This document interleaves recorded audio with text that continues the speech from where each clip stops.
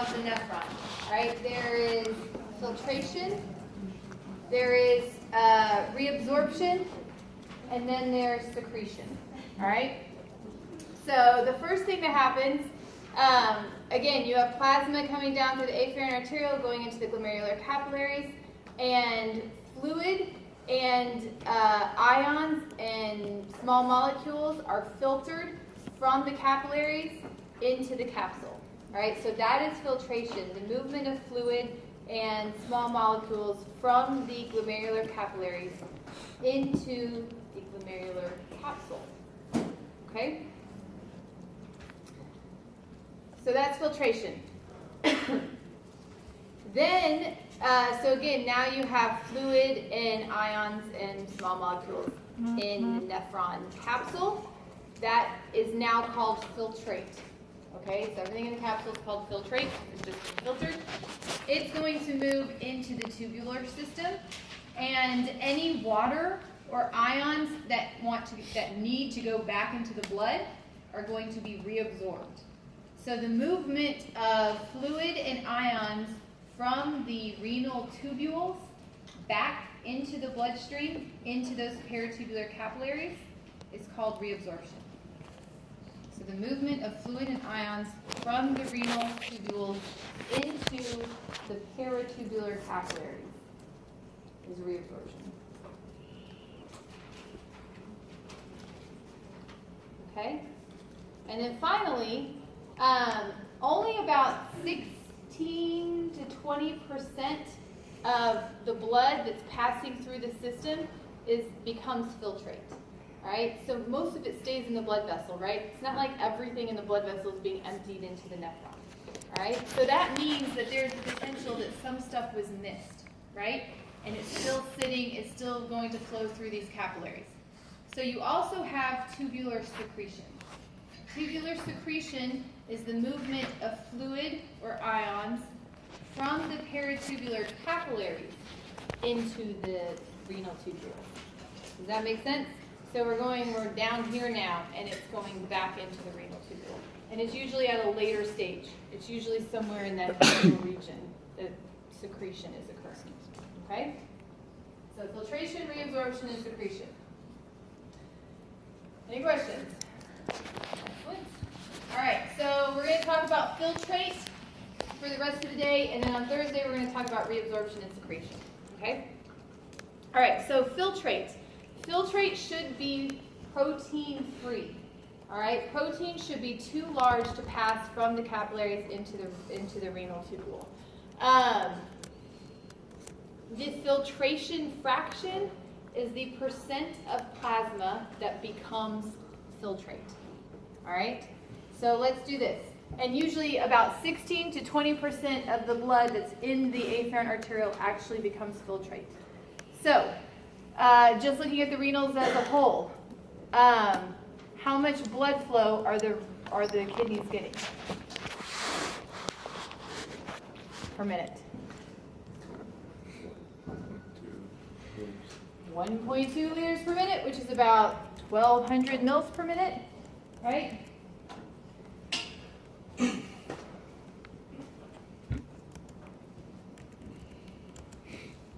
Okay, and let's say 20% of this is actually being filtered. All right, so how much is actually becoming filtrate per minute? What did someone say?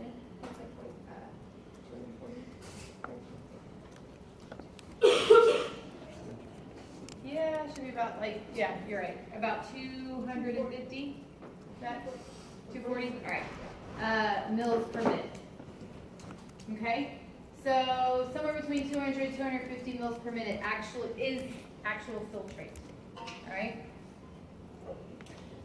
And most of that is returned back to the plasma. Most of that is reabsorbed. And whatever is not reabsorbed is secreted in the urine. And again, just in case any of you made the same mistake Daniel did, all right, the collecting duct, this is where, so it's filtrate, and then it becomes urine as it enters here. It does not go, once it gets into the collecting duct, it is no longer entering the bloodstream. All right, it's then moved into the ureters and into the bladder. Okay.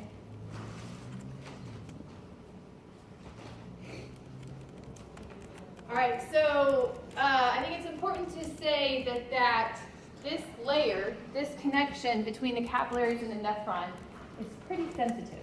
All right, and a lot of conditions like high blood pressure and diabetes, if they're not controlled, some of the other problems that you can have is usually with your kidneys. All right, so if you have high blood pressure, for example, you can damage the capillaries in this area, and more things will filter through than they're supposed to. All right, and the same thing with high blood glucose for chronic periods of time that can overtax the kidneys and affect the ability of them to flow the blood adequately. All right. So let's look at what type of stuff is filtered and how much of it actually ends up in your urine. Okay. So we're talking about water. All right. You have about 3 liters of water in your plasma. In filtrate per day, all right, so this is over 1 day, you filter about 180 liters of water. I'm not going to require you to memorize these numbers. I just want to show you, all right, some of the points are important. So you filter about 180 liters of water a day, and you reabsorb almost all of that, right? So your total water in urine is somewhere between 1 to 2 liters per day. Okay? And obviously that depends on what? Yeah, how much you're drinking, all right? If you're drinking a lot of fluid, it's probably going to be higher than that. If you're not drinking enough, it could even be lower than that, all right? But the point here is almost all of the water that is filtered is reabsorbed, okay? Back into the blood. Protein. You have about 200 grams of protein in the plasma. You have about 2 grams per day in the filtrate. Kind of accidental, it should not get in there. Anything that does gets reabsorbed. There should be almost immeasurable protein in your urine. If you measure protein in your urine, if your protein levels are too high, that is indicative of some type of kidney problem. All right? A lot of times high blood pressure or damage to those capillaries. And proteins are getting through that are not supposed to. Glucose. You have about 3 grams in your plasma. About 162 grams are filtered per day. 100%, you should know this, 100% of glucose that is filtered is reabsorbed. Okay? If you are losing glucose in your urine, that is a sign that you have diabetes. All right? Because, again, 100% of the glucose should be reabsorbed, but it has to work through a transporter. And if there's too much glucose that's being filtered, transporter can only transport a certain number. All right? So anything that's getting past you is basically saying there's too much glucose in the blood, it's not being regulated properly. All right? The other thing to mention is when glucose leaves into the urine, it's a solute. What follows solute? Water, right? So water is also going to leave in larger amounts. So you'll have more frequent urination, and you'll also be dehydrated and feel thirsty all the time because you're losing large amounts of water. Okay? So again, kidneys are imperative in regulating blood volume, all right? And these solutes. Urea. Again, urea is one of the products of protein catabolism, right? It's converting them into instead of ammonia, into a more safe form that can be eliminated easily. You have about 1 gram in your plasma. You have about 54 grams per day in your filtrate. You reabsorb about half, and you excrete about half. Okay? First of all, I just want you to pay attention to this number. 24 grams is reabsorbed, 30 grams is in your urine. What's happening to what's going into your urine? Some is also going to be secreted, all right? Which means it goes from the capillaries back into the tubes. All right. And this is important in diluting and concentrating your urine. It's based on the urea that's reabsorbed. Urea doesn't really have any function in your blood. It's not like you want to keep urea in your blood, but by making it leave the nephron, it draws water with it, So it helps regulate urine concentration. All right, creatinine. Where does creatinine come from?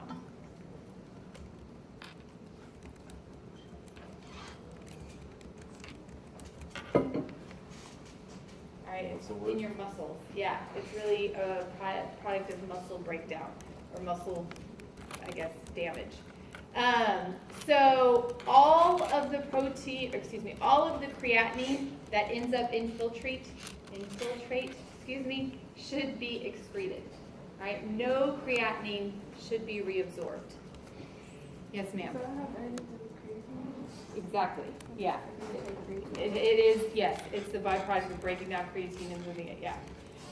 So urea and creatinine measurements are part of normal kidney function exams. They look at blood urea nitrogen content, and they look at creatinine concentration. And if those numbers are off, then that signals that either your kidneys are filtering too much fluid or they're not filtering enough, that there's some kind of dysfunction there. Yeah.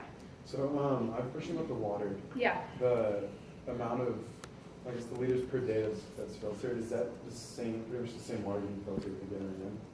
Yeah, I mean, it's just your plasma passing through over and over again. No. Yeah, exactly. So it's that same 5 liters consistently going through over and over again. Okay. All right. So if your kidneys are not working properly and doing this on their own, you may have to go through dialysis. And dialysis is essentially having a machine do this for you. So you go to a dialysis clinic. They hook you up to a machine that sends your blood through the machine. The machine cleans it and then puts it back into the bloodstream. Think about it. Your kidneys are doing this constantly every single day. If toxins and waste products start to build up in your blood, that can be fatal. So people who are on dialysis usually have to go to the dialysis clinic multiple times a week, right? And it is a long process. You spend hours and hours sitting there waiting for your blood to get filtered. So like an average treatment is about 6 to 12 hours in one session, all right? And you do 3 sessions per week. So how many of you guys have been seeing dialysis clinics pop up everywhere, right? They're like next to your grocery store. There's dialysis clinics everywhere. And they're an easy way for health providers to make money. People are close to their house. They can just go straight to that dialysis clinic and straight back home. And there are enough people on dialysis that these things are extremely profitable. All right. So we're going to go back to our Starling forces and the pressures that actually regulate filtration. All right. So again, we will discuss, let's see here, blood hydrostatic pressure, blood colloid oncotic pressure, and instead of looking at interstitial fluid, we're going to be looking at capsule hydrostatic pressure and capillary oncotic pressure. Okay? And the numbers are going to be slightly different than what we did with the blood pressure because you're talking about a space where the fluid is actually sitting here. So the hydrostatic pressure in the capsule is going to be higher than 0, all right, because there is fluid in here. But the proteins in the capsule should still be close to 0, all right? So I just put this up there to review. Let's just talk specifically about the kidneys themselves.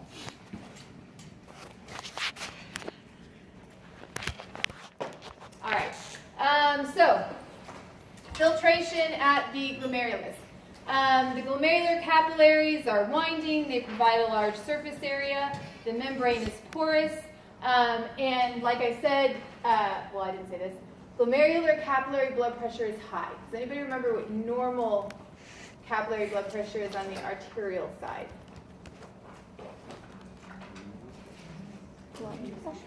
Around 30, 35, 40, something like that. Here it's going to be about 55. All right? So blood capillary pressure, or excuse me, blood hydrostatic pressure is going to be about 55. And that is because the efferent arterial is smaller than the afferent arterial. So more fluid is coming through here that can actually pass through, and that's going to increase pressure. All right? All right, so you have here, glomerular blood hydrostatic pressure is about 55 millimeters of mercury. Blood colloid oncotic pressure is going to be 30. All right. Capsular hydrostatic pressure is 15. And capsular colloid osmotic or oncotic pressure should be 0. Okay, there shouldn't be no proteins in the capsule. So, if you remember, it's your filtration forces minus your reabsorption forces equals net filtration pressure. So what are your filtration forces? What are the ones promoting filtration? Blood hydrostatic pressure. Blood hydrostatic pressure and The glomerular colloid. the, which one?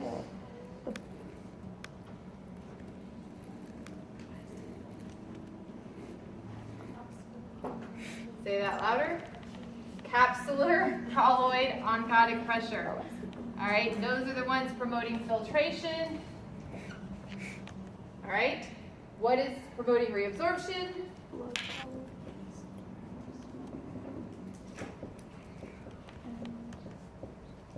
All right, so what is your net filtration pressure?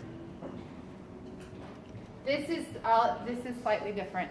It's not actually different. It's just because this number is 0. All right, but I'm giving you the traditional one.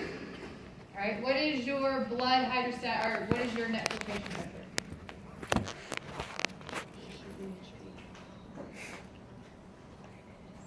So 5, no, yeah, 10.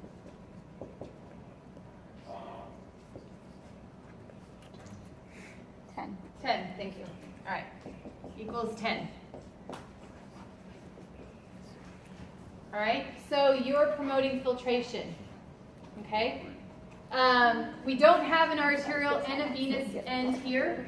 We're just talking about what's happening at the capsule. So in a healthy person, there should always be filtration at the glomerulus, all right? It should always be promoting filtration, okay?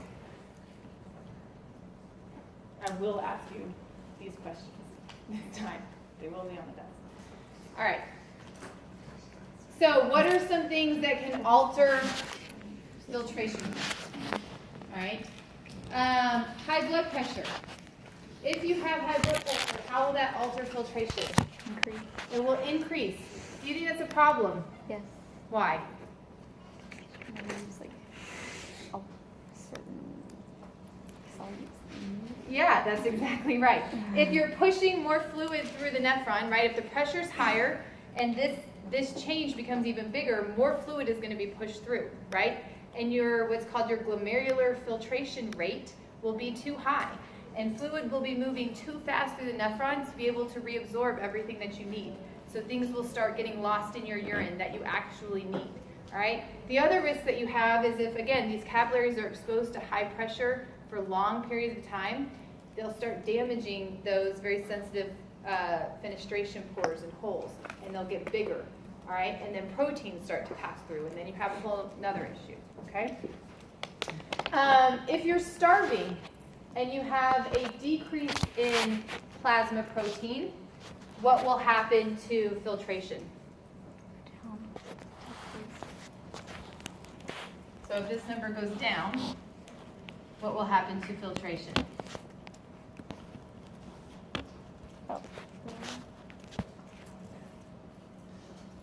Increase. It'll actually increase. Yeah, exactly. Filtration will increase, which, think about this in terms of the body. All right, filtration at the glomerulus will increase, which will potentially increase urine output, or at least have the same risk of not catching nutrients that you need to reabsorb. What does increased filtration do in your tissues?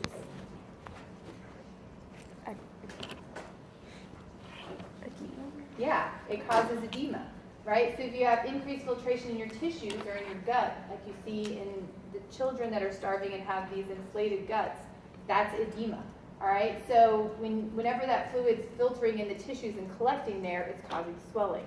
Whenever it's filtering in the kidneys, it's causing fluid to move through too fast, so you can't reabsorb everything. All right.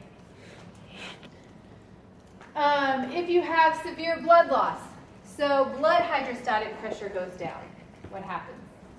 That's what you decrease.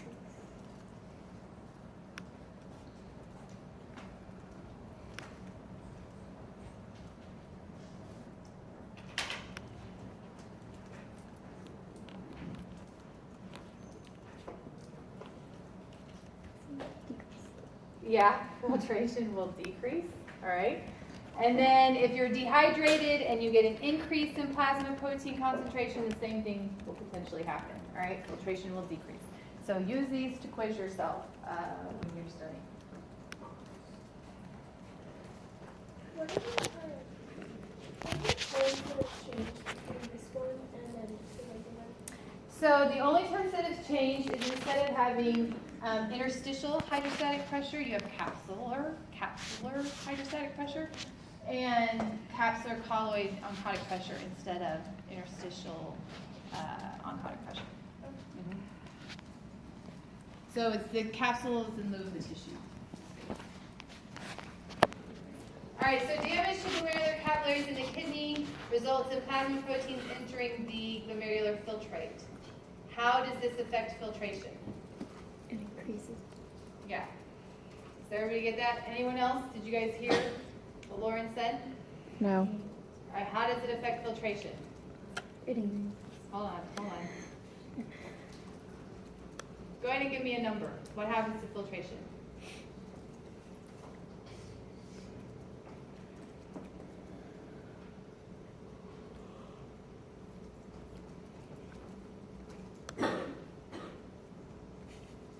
Talk to the person next to you if you're having trouble. I'm not going to answer the question for you. If you have more protein in something, water's going to go towards protein. Oh, okay. So it'll increase filtration. So, oh god, instead of 10, it would be like 15. If you want to just, that's a lot, but if you want to like just throw out a nice even number, it'd probably go up to like 12. So what is net filtration pressure in this setting?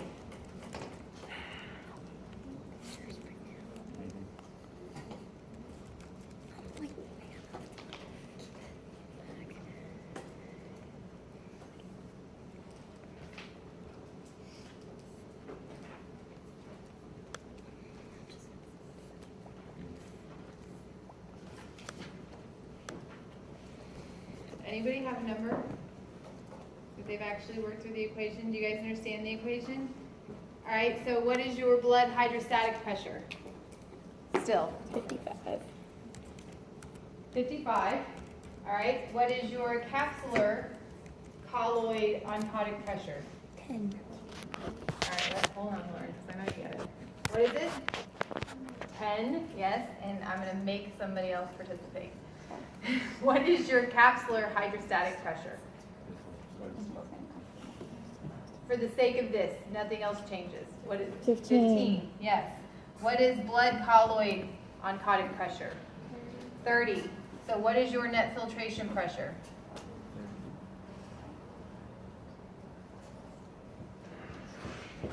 20. 20. Very good. Which means what happens to filtration? It goes up. All right, great. So filtration goes up. Proteins are also being excreted, right? So does it stay this way forever? What happens when proteins start to be excreted? What happens to your plasma protein level? Yeah, it's going to go down. All right, so you'll actually see the reverse effect start to happen. Is plasma protein will go down because proteins are excreted in the urine, all right, and that's going to cause edema in tissues as well. All right.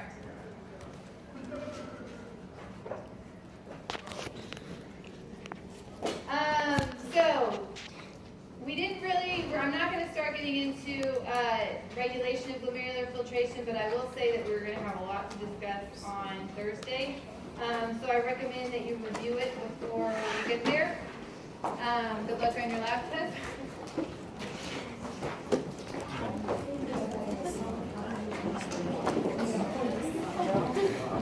Bless you.